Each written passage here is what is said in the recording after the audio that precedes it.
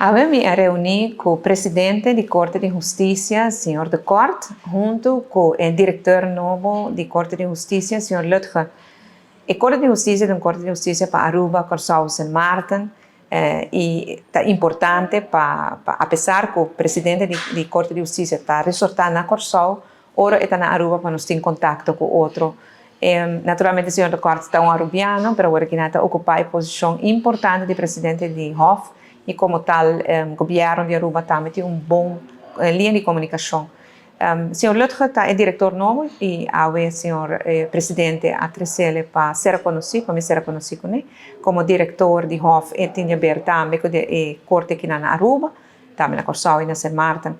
E reto grande que a Corte de Justiça está enfrentada, reto que nós, o governo, também está enfrentado, e a nosso deliberado e mira como para adaptar e atender com tema muito importante é personal qualificado.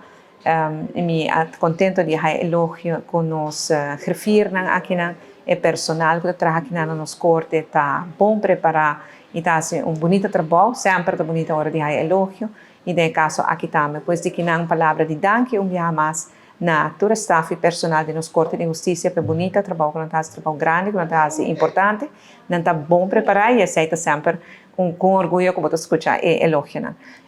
Nós retornamos aqui na Aruba está grande, nós também está a falta de personal, nós está a falta de gente que acaba de estudar em ramo de também de justiça, jurista que nós temos aqui no governo, que está trabalhando com nós em base conjunto para nós lograr a nos profissionais bem, nós temos de ter que vai estudar no exterior.